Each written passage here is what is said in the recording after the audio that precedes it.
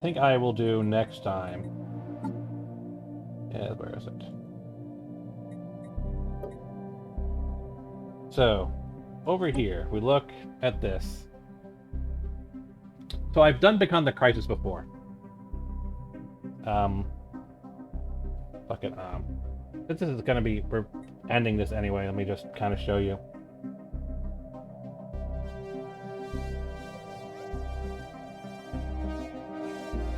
I want Unity.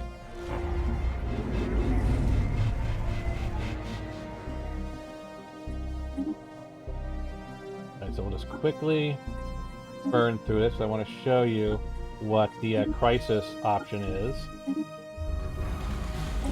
We click Become the Crisis.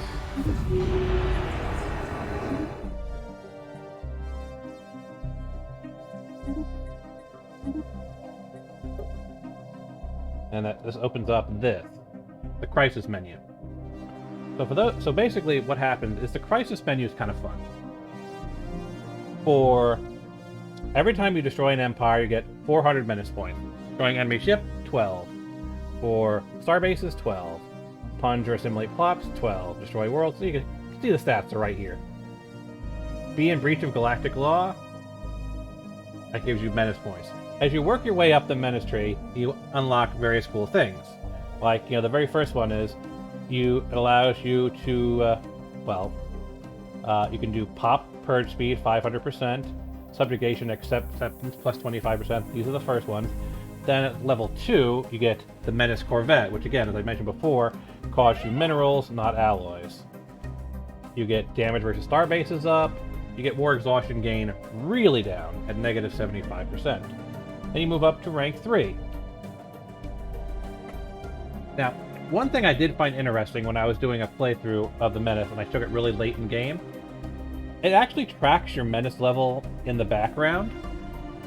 So if I was actually a more active Empire that was more cutthroat and actually had managed to do a lot of these things beforehand, I would have automatically jumped up to a higher threat level. See, if we go to Coming to Crisis, and I go and do research this, and I'm just going to do auto research. Hold on a second.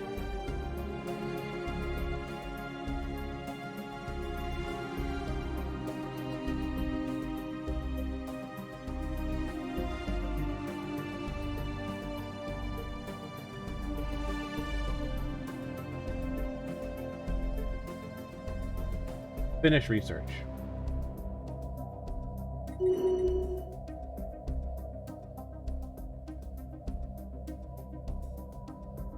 A special project is finished. So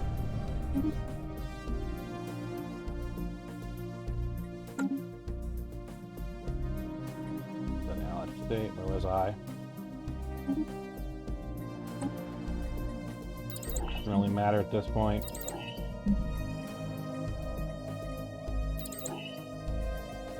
Society manager. So we've got that. Hasn't unlocked the second one yet.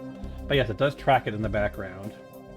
And if we go back to society management, you'll see I've got 12 already. And then you move on to rank 2. And like I said, it unlocks the Menace Corvette, damage Starbase, you move on to rank 3. Yeah, whatever. We all know we're gonna die. This unlocks the Menacing Destroyer. Build speed bonus, 50%. The Armageddon bombardment, which basically just bombardment plus 20%. And then you get bonus invasion and disengage chance for your corvettes. You move on to Galactic Nemesis.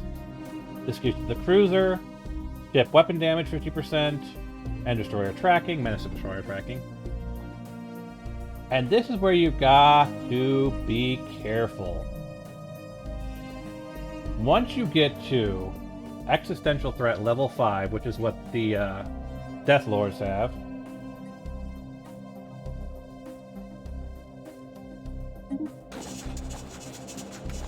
yeah, of course they access to L cluster. Is anyone surprised?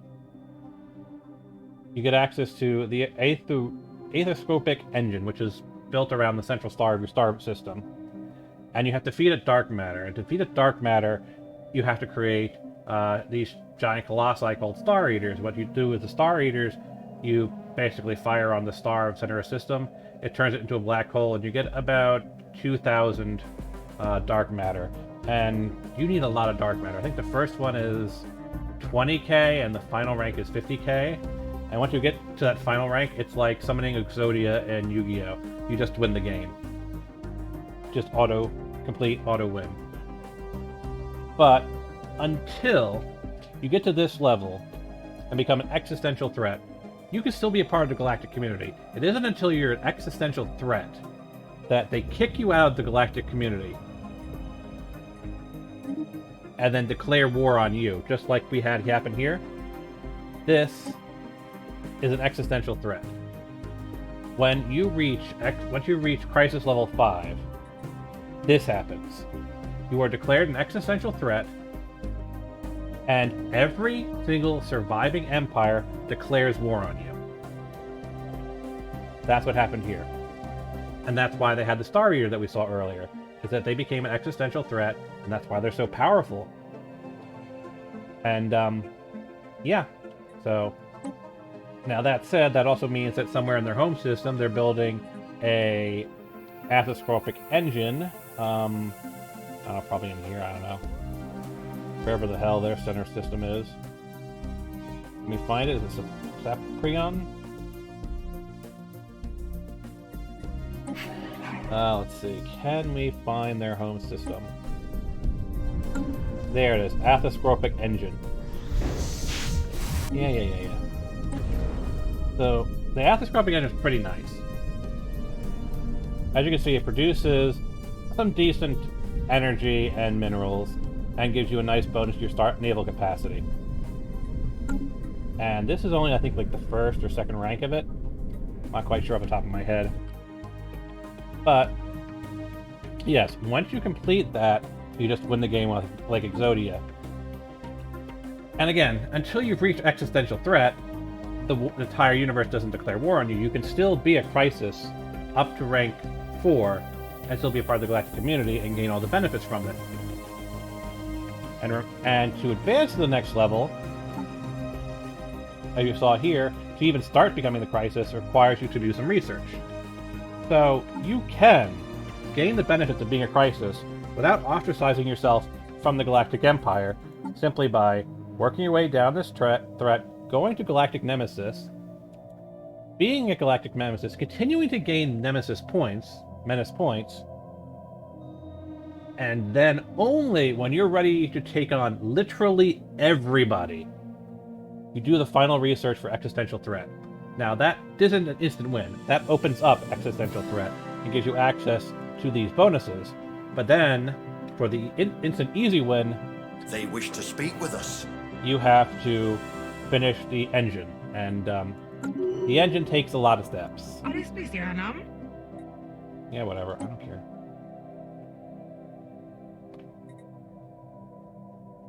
They actually defeated the guy here, didn't they?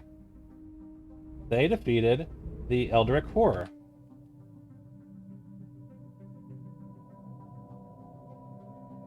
So yeah,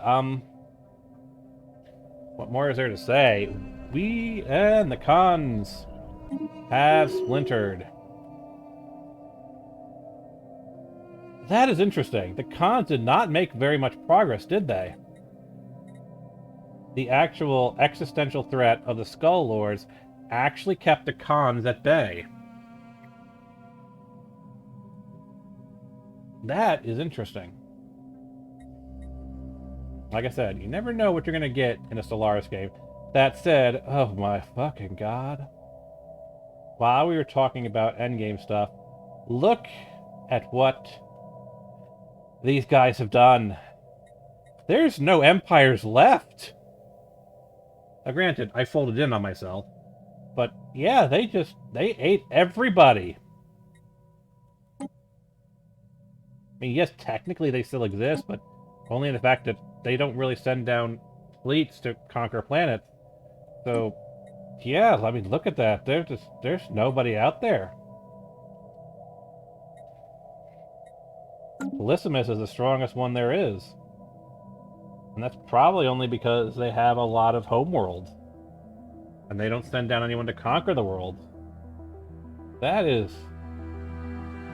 This has been some game. I wonder how...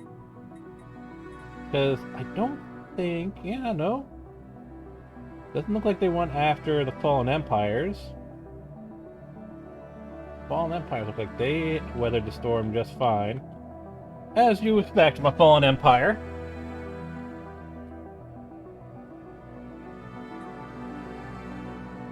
In fact, can we get a look at the Fallen Empires? Now we know this one at least.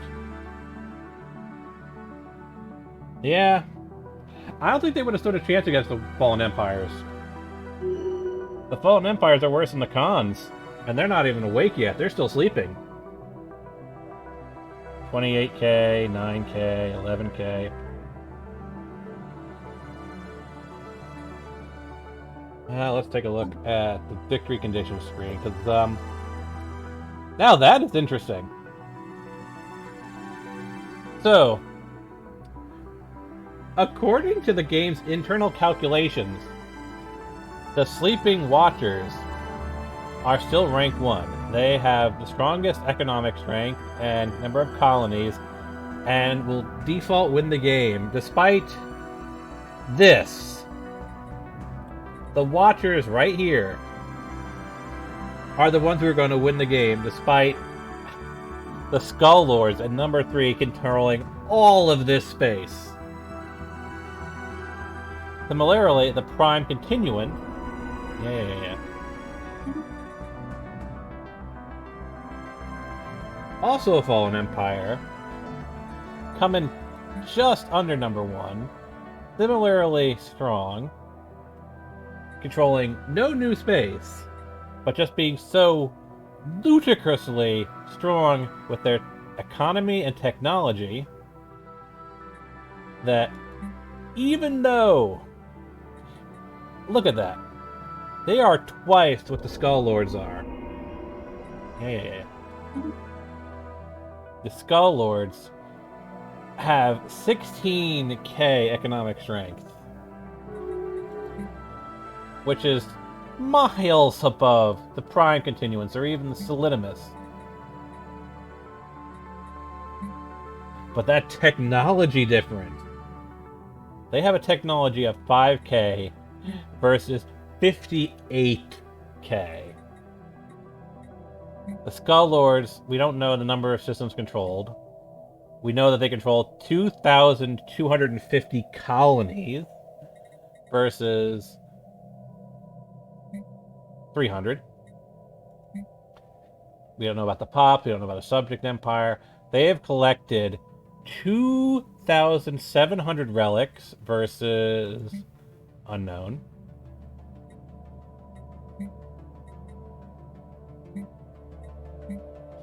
And they have destroyed 20 star systems. Again, we don't know anything about these guys. Presumably not. And then, at number 4 of the normal empires, the top of the normal empires, are those plucky Polysimus. And below them is us, who have, we've done what we could. Fleet engaged. Give them a broadside. I've only got Dora, right?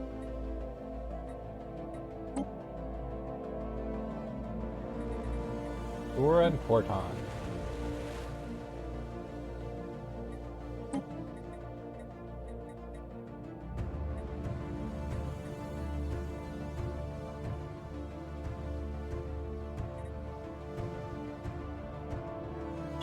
I think that'll work.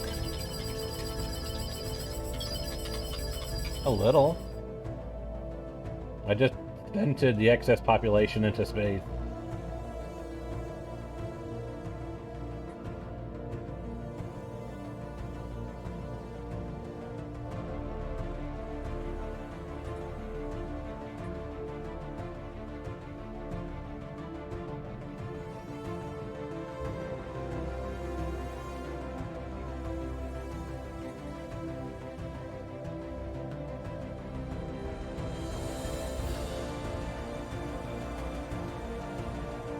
I mean, that helped a little, but not by much.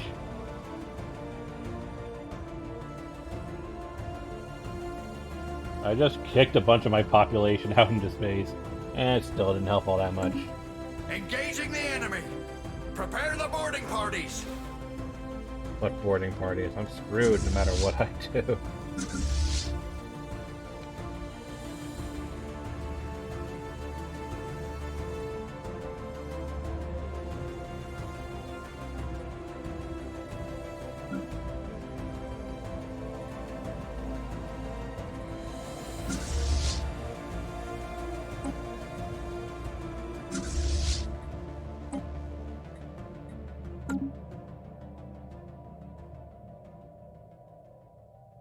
It is weird, though.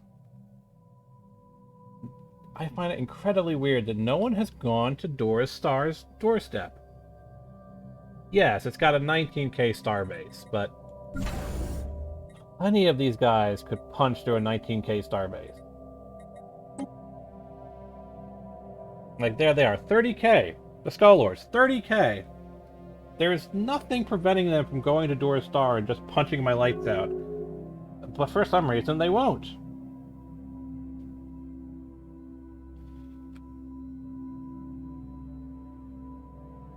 And likewise, like, look at the rest of the galaxy. They have absolutely decimated anything that isn't a planet system. They have, near as I can tell, probably completely decimated the L cluster and whatever the hell is living there. You know their homeworld is, what's this one, Mong? Somewhere over here.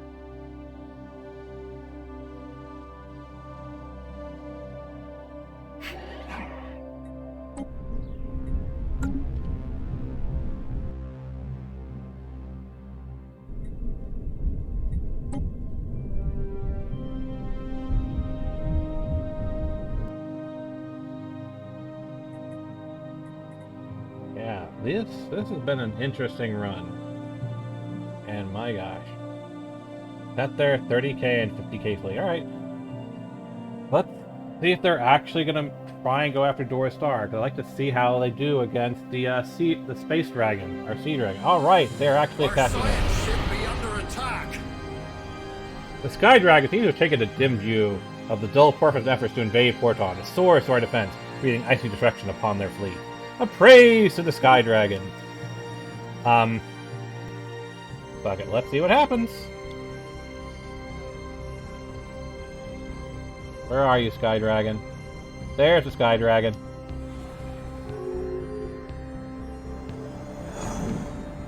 Yeah, of course.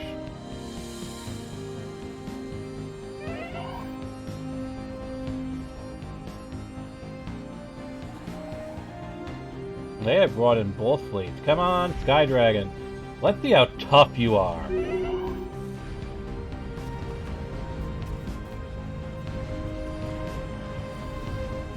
And they have taken over our starbase. This is officially endgame, unless the Sky Dragon can save us. Nope! They have bodied our city. They wish to speak with us. The Sky Dragon, as a result of this terrible deed, is now vulnerable to attack.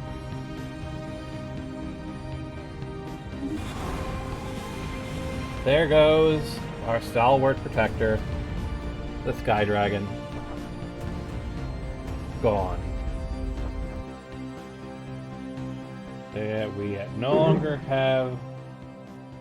Yeah, there they go. They have claimed everything.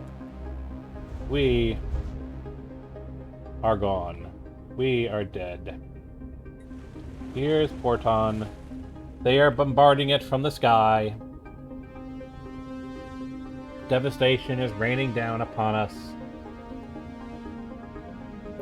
Our armies and our garrisons are slowly gonna go down. It is the end for us.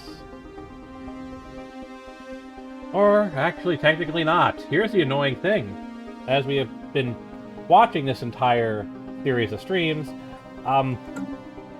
They're just gonna do this for the rest of time. That's the crazy thing. We don't have a star base that we can retreat to. Fuck it. A little bit of stability won't hurt.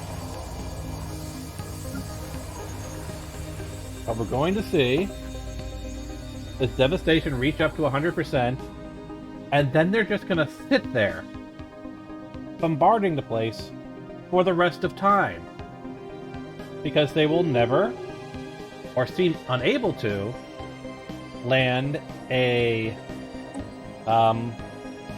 landing party, an army party, on our property. So what we're just going to see happen is they're just going to be floating in space above us for the rest of time.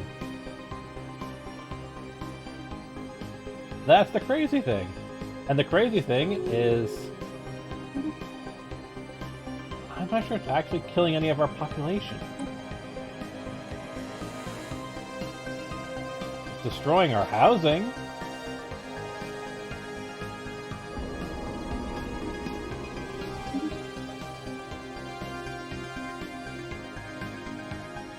Are they going down?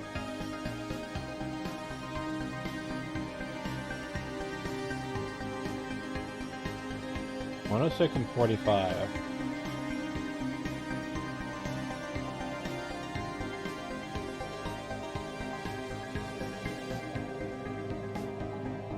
No, they actually are destroying some of our population just very slowly.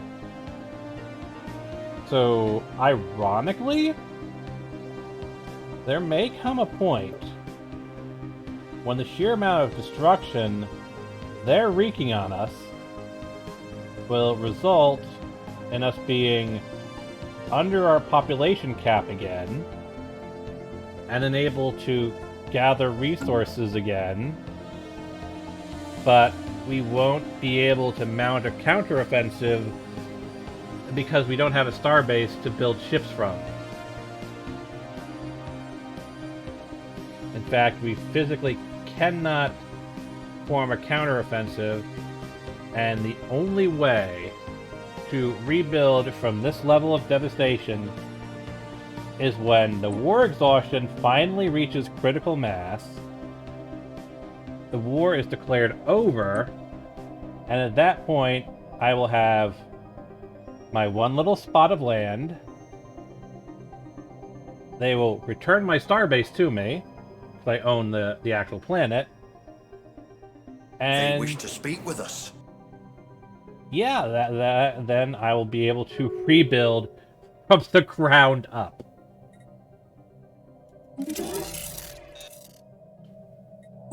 That is the crazy situation that these guys put us through.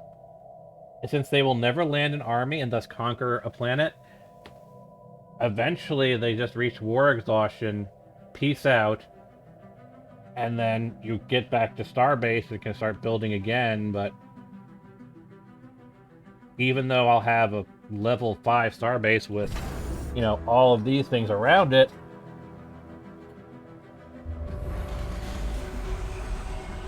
what hope do I got? I have to reclaim every spot of space around me and can only build from the one place. I mean, theoretically, I suppose it's possible, but considering that in another 10 years they declare war again, could I build up a substantial enough fleet from one system to reclaim the rest of the galaxy?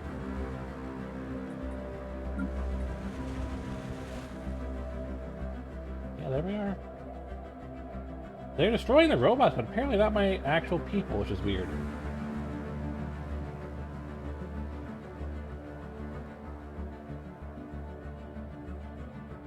And of course, there's the devastation. Yeah, this is...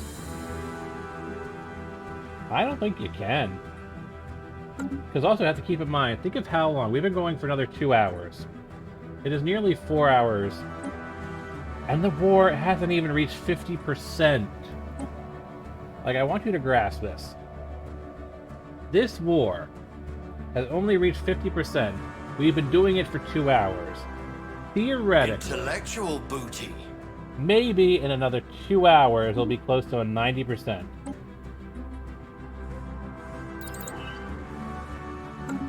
At which point, if we can get them to peace out, and assuming they've killed enough of my population,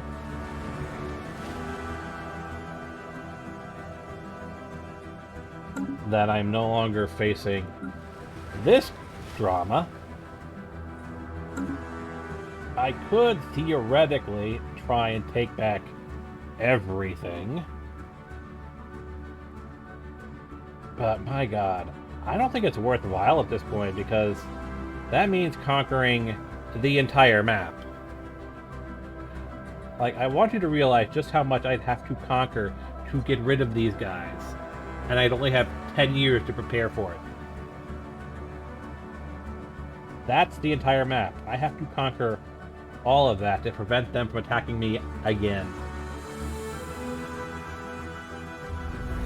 And again, that's just assuming that, like, I can't. That's the thing. I can't even get started. I can't even get started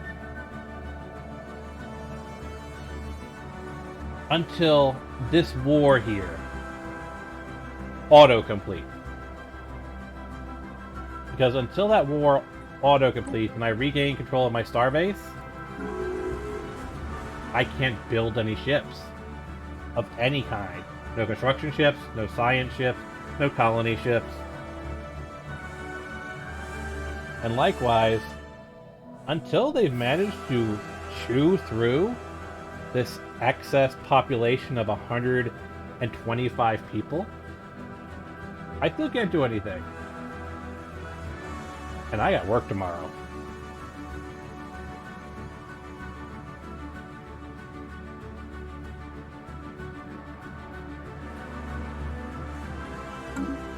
I mean, if you really like the idea, I'll keep the save going. I'll save it and let it run in the background while I do other stuff, because, like I said, it's going to take 2 or 3 hours for the war to complete. And I can't do anything until the war completes and I regain access to my starbase. But if you want, when I do my next stream, for me to pick up from here instead of starting a new campaign, I'll do it. It's certainly an interesting scenario, being this screwed. But I'll give it a shot.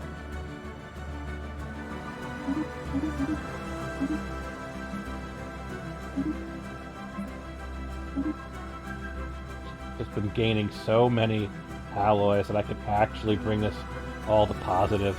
Okay, so those are all positive. Does that help me in any way? No, not really.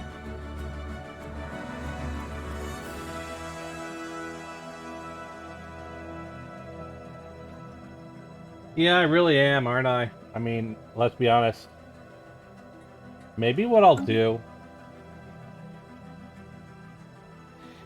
is I'll keep this save, because you can always go back to another save. I mean, I have old saves that I've gone back to in the past. I could just keep this as an old... I could just keep this save in the background, and then periodically, when we feel like it, just do a stream where we come back to this absolute train wreck and slowly rebuild it from the ground up. But, my God. My Lord Almighty. Only at 50%. I have no armies left.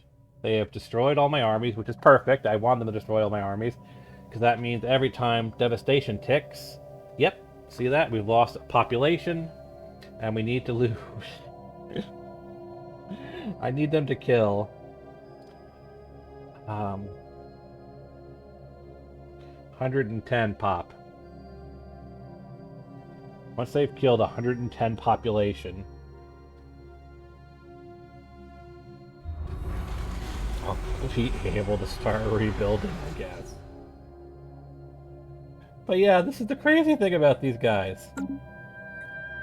Is this, once the war auto-completes, they'll be kicked out of my space, because they're no longer in They're no longer in. It's no longer a war. They'll be kicked out of my space, which means that all those fleets will go MIA for about, I think it's 5 years, and I have an attempt to try and take back my space. I've literally lost everything. I've lost. I've lost the Eldritch Horror.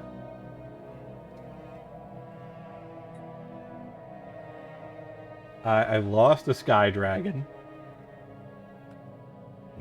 Like, I have nothing left. It would certainly be a fun it'd be an interesting comeback story, but my god. Look at this. They're absolutely decimating my fleet.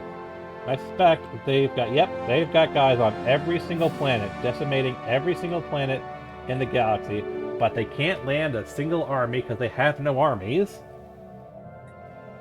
And they're just going to spend the rest of time doing that. Let's see. Let's see if there's anything interesting we see in the stats here. So, yeah. War exhaustion. Attrition, 14%. Space battles, 35%. Ground battles, 0. Planet destruction, 0. They haven't blown up any planets, despite the fact that they have the tech to blow up planets and need to blow up planets to feed their aethoscopic engine.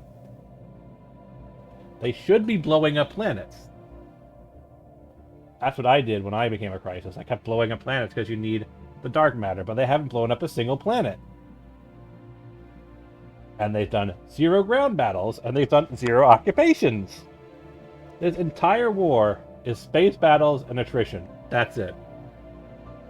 My god. And they're doing it against the entire...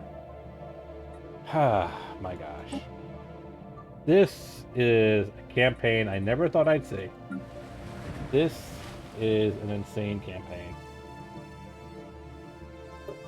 It's not a campaign that we can really do much with.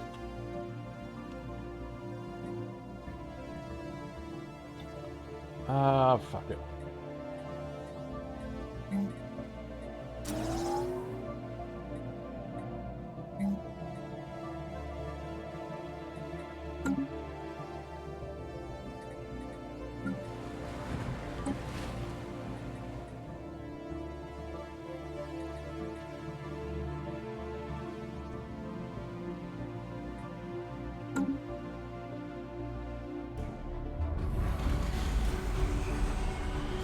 So insane.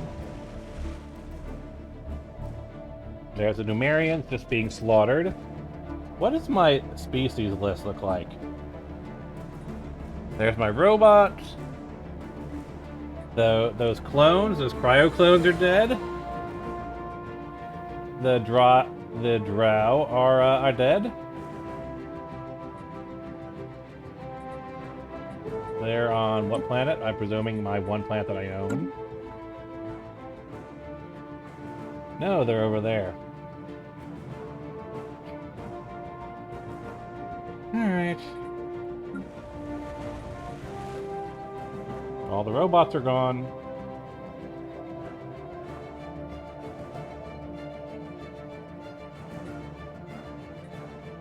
Alright. This was definitely a campaign I never expected would happen.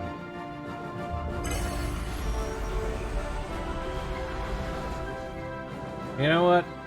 At that point where I said fuck it, and just went into the console and gave myself a bunch of credits, I'm probably going to make a highlight from there till this end point, because people need to see the end game and just how screwed over I got. I'll post that up on YouTube. But yeah. Save game. Save game.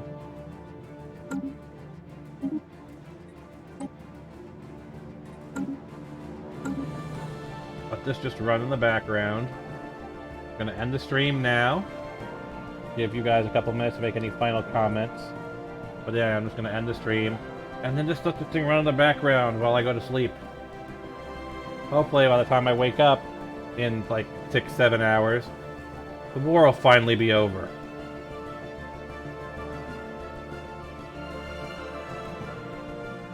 And I can start rebuilding. For all the good that will do. What is Dora's? Alright, that's interesting.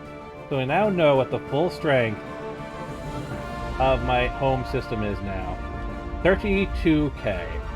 You know what? At 32k, I think there is a decent chance that I can pull through this and survive. I don't think there's many fleets that can punch through a 32k starbase.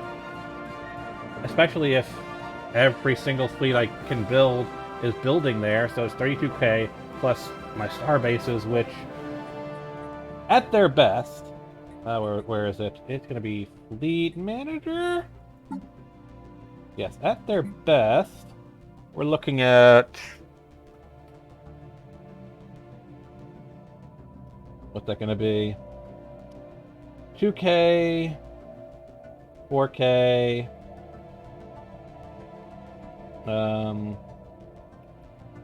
7k, and then another 12k? And then rapid response, about the same thing.